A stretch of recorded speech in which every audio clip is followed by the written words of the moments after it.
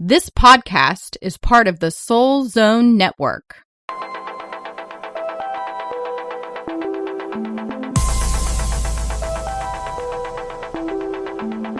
Hello, hello, it's Molly and Sara from thebutterflyconnection.com. We're all connected and we're not alone. What if you could rebirth your soul, spark movement in your life, and reconnect with your authentic self? Join us each week as we connect with Source to answer the burning questions that lie deep within us and gain clarity and wisdom to soar to our greatest potential.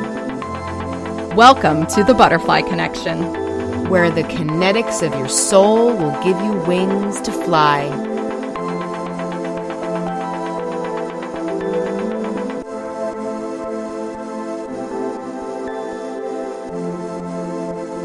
This is BK25, Live Awakened. Hello, hello, it's Molly and Sara. Hi, everyone. Today, we are taking you back to when it all began for us. And we would like to tell you a little bit more in depth about how our spiritual awakening began. So I'm going to let Sara start with her story first. Oh my goodness. To go back, it feels like it was like 20 years ago because so much has happened since then. It was probably about 4 years ago. I had just left my teaching job at a public school and I was yearning. I had this aching kind of in the center of my body where I imagined my soul to be. And I knew that there was going to be something big that was happening. So it started with a feeling of knowing that something was going to be different. And then I had an intuitive life coaching reading with Kelly T. Smith, and she flat out said to me on that reading that I had spiritual gifts and that I was able to see and I was able to know and I was able to connect to Source and to angels and guides, which I kind of sort of already knew that. But I had no clue how, I had no clue to what extent. So it was kind of scary in the beginning. But there was also a sense of like I had come home, like I'd finally come home to myself. And then Molly one night gave me a lot of information from family members whom had passed many years ago. And I started to heal from some relationships with some family members that had passed. And the messages that they gave me were so beautiful and amazing. And that was where at least I remember my journey beginning. And it all kind of flooded in like somebody opened a floodgate. But it started with that sense of knowing that something was nagging at me, yearning. I was yearning for something. Yes, I completely understand what you're saying. And I'm going to actually go back really far in my life to my childhood. And for me, I always knew something was bigger than what I was seeing. I grew up in a pretty toxic family environment. And I remember even in middle school when things were really bad, I would sit in my room and cry. And I just knew in the deepest part of my soul that God did not put me on this earth to be miserable. I knew that I was here for a bigger reason than the environment I was growing up in. I didn't know what it was. I didn't know what the answers were, but I hung on to that inner knowing of God did not put me on this earth to be miserable. I just knew it. And I got to college, and that's really when the healing work started. Of course, there were other traumatic things that occurred in my life during college, but I, as an adult and being away from the toxic home life, I was able to really start healing from the painful experiences that had occurred. And, I reached out and I got help and I started therapy.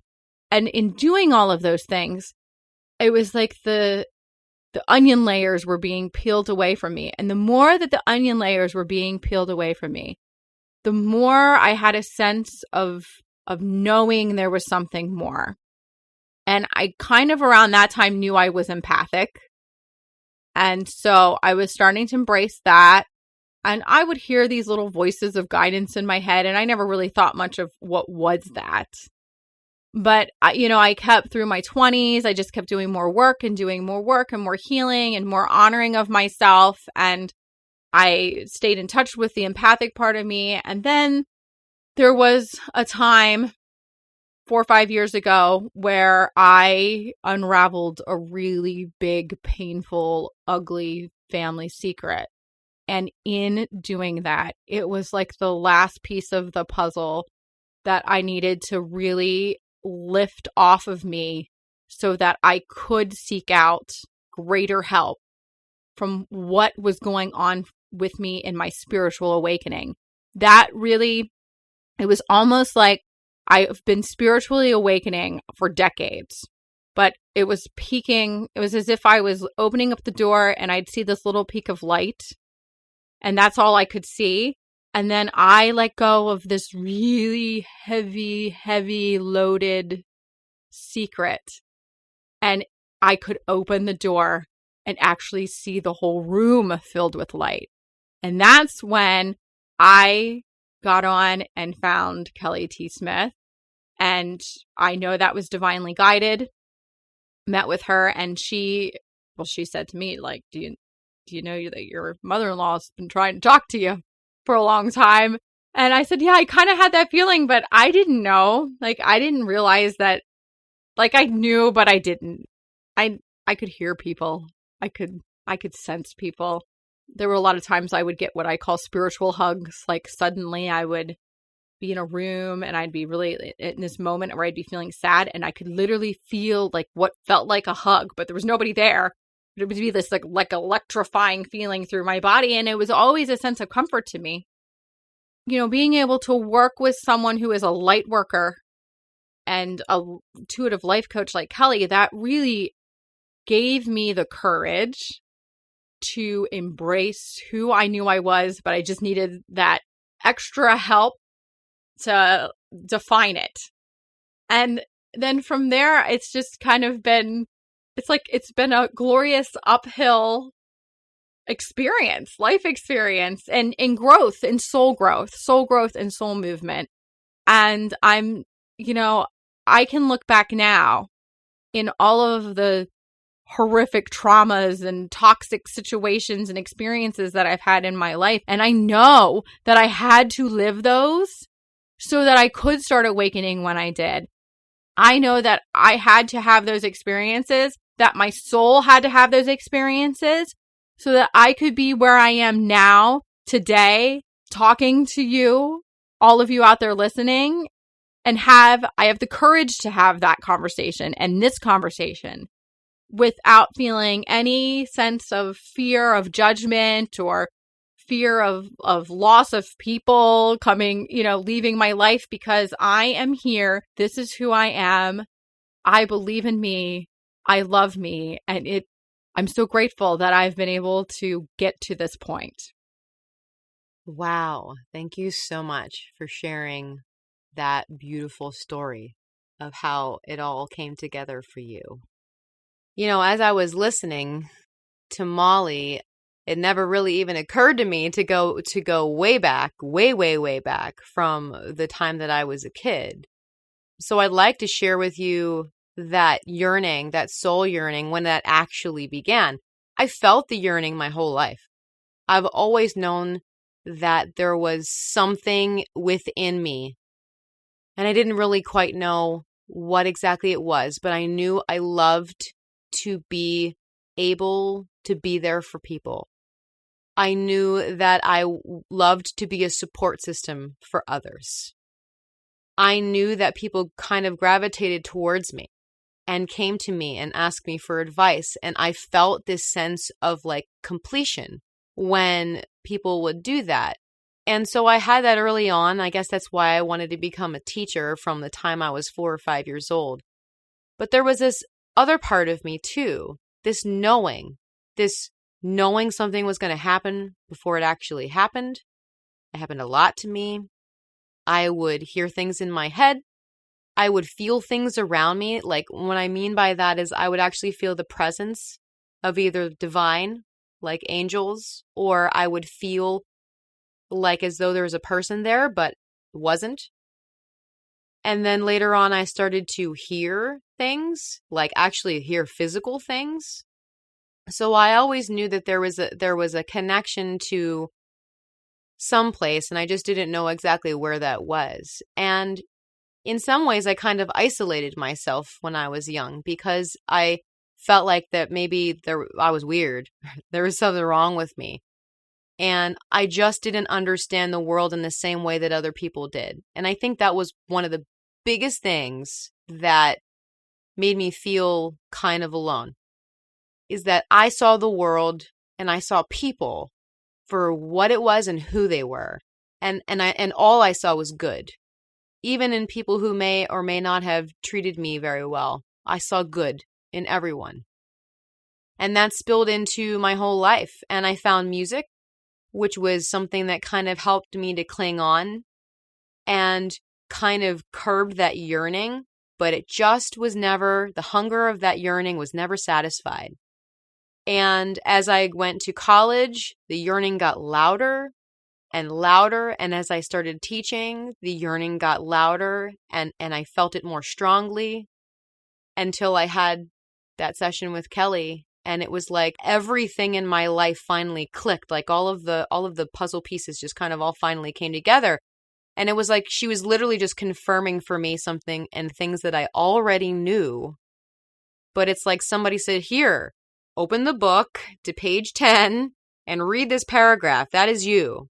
And you were over on page 1. Well, I'm over on page 10. So it was like, oh, this is the piece. This is the part I couldn't put into words. And she finally put it into words for me. I am an empath. I have severe anxiety because of it, because I can feel everything and any person's emotions around me. I can tell when something's going to happen before it happens. I can hear people who have passed on. So all of that was like scary at first, but then it was the most beautiful blessing in the whole wide world. And I finally felt like God said, hey, you got this now. I handed you this beautiful present with bows on it. And now it's time for you to open it, Sara. And it's time for you to pull out everything that you've got. And it's time to be who you really are. Thank you for sharing. And I just want to go back to the music thing, because that is something that Sara and I, that really brought us together to begin with. And I know we talked about that in our very first podcast, which just feels so long ago, but it wasn't. And, you know, music for both of us was such an amazing way for us to escape from the life and things going on in life that were unpleasant. I know Sara, she will agree. She did the same thing I did. We found music and clung to music. But the beauty about music, and you probably, if you are a musician or if you play an instrument or sing, music has this beautiful way of transcending between like time and space and everything else. Before I really embraced my spiritual awakening, I was already awakened when I was in the music. When I played the music was like, music has always been part of me. It's always been there for me. I've always been able to count on it. Like, no matter what's going on in my life, I have music. Music is me. It's part of who I am. And I'm so grateful to have that. And I'm so grateful to have the ability to feel so connected and so awakened when I'm in the moments of the music. But what makes it even better now is I don't just have to experience that in the music when I'm playing music and connecting. I can have that now all day long, every day, if I want to. I just have to remember that it's always there. And I think what's really important is if you are at home or driving or wherever you are listening to this right now, our souls are always yearning for whatever it is we are meant to be doing in life. Having your soul awakened isn't just some special thing for a handful of people. We all have the ability to be awakened, to have our soul awakened, to live a life connected to our souls. We have the ability to wake them up. And it's just a matter of being able to embrace everything that we've gone through in life and being able to stand in that and work through that and move forward in whatever the situation is, so that we can be awake and live awake, because this is not the time to be sleeping through life. This is not the time to be waking up and just walking through the motions of every day. We all have the right and deserve to feel joy and love. And we all have the right to feel as connected to ourselves as we can. Yes, absolutely. And what we also need to remember is, if we answer our soul's call, if we answer and we figure out what it is that yearning is, if we're feeling disconnected, when we answer it, we will find the connection again. So we cannot answer the call of our soul unless we connect to our soul. And if you have a yearning out there and you're listening and you have that yearning and you haven't figured out what it is, maybe you can ask your soul that question. What is this yearning? What is it that I'm feeling nagging on me, pulling on me to do or to be?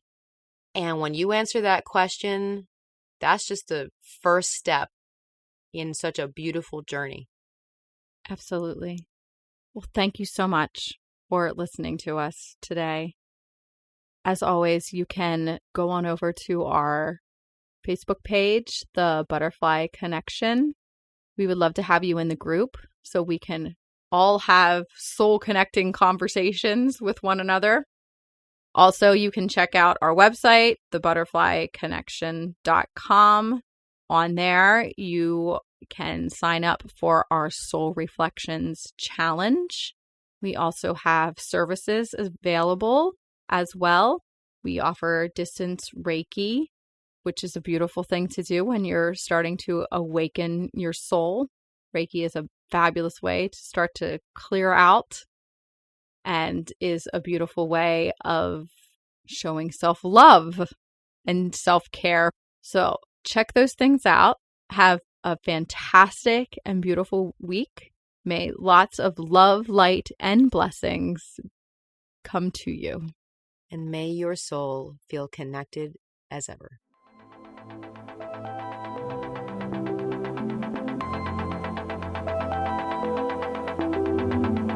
Thank you for listening to The Butterfly Connection with Molly Ray and Sara Courtney.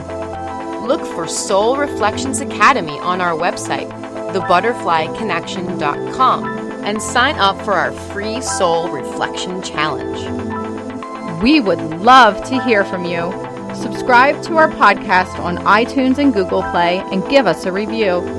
You can follow us on Facebook, Instagram, and Pinterest. And join us next week for another soul-connecting conversation.